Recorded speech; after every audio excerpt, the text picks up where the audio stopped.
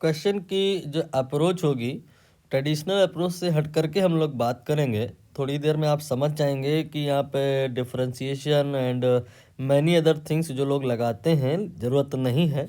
Late me explain question firstly, then we will discuss about the trick point. Certain charge, ये Q है जो कि fix है, इसके ही दो पार्ट हुए हैं। एक स्मॉल क्यू, ये वेरिएबल है एंड डिपेंडिंग ऑन दैट ये दूसरा चार्ज है Q1 and Q2, this one and that one.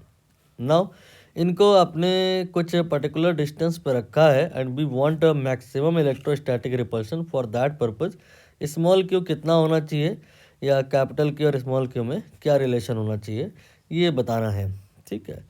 तो यहाँ पर हम क्वेश्चन से हट के थोड़ा सा बात कर रहे हैं जो कि डिस्कशन और भी बहुत जगह लग जाएगा। सपोज़ करिए हमारे पास में एक नंबर है 10 और पर्पस है हमारा इसको दो पार्ट में डिवाइड करना है।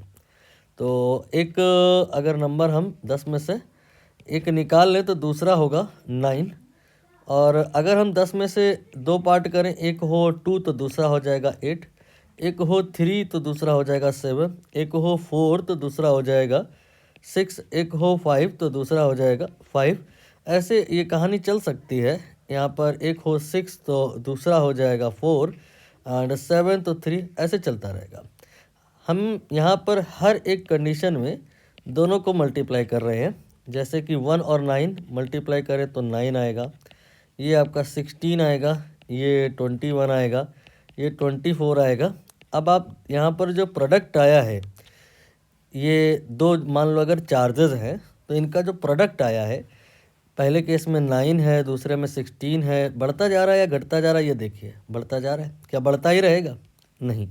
आप आगे अगर देखें तो अब ये रिवर्स होना स्टार्ट हुआ है, 24 हो गया, फिर ये 21 हो जाएगा, फिर ये 16 हो जाएगा, फिर ये 9 हो जाएगा।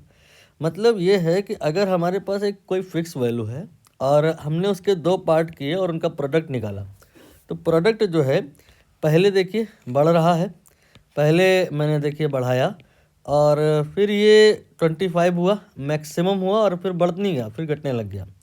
मतलब for a given value if we have to part then product of this part will be maximum and when it will be maximum when segment जो आपने किए हैं 10 के दोनों इक्वल है।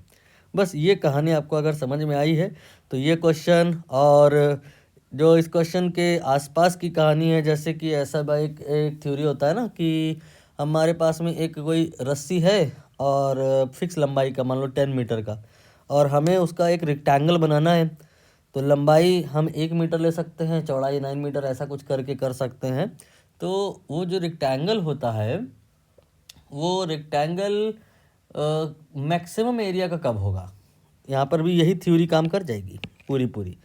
वो मैक्सिमम एरिया का तब होगा जब रेक्टेंगल के बदले आप स्क्वायर बना दोगे, यानी इक्वल। कहानी समझ में आ गई। अब कूलोम लॉ में इसीलिए अगर आपने गौर फरमाया हो तो ऐसा कहा जाता है, जिसको हम लोग विशेष तवज्जो नहीं देते हैं, कि कूलोम्स लॉ में जो आपका फोर्स होता है वो चार्जेस के प्रोपोर्शनल होता है। ऐसा नहीं लिखा, ये रहता है प्रोडक्ट ऑफ द चार्जेस। मतलब जब आपका जो दो चार्ज हैं Q1 Q2, इनका जो प्रोडक्ट है वो मैक्सिमम होगा, दैट टाइम फोर्स भी मैक्सिमम होगा। और प्रोडक्ट Q1 Q2 ये मैक्सिमम कब होगा, जब ये Q1 Q2 इक्वल होंगे।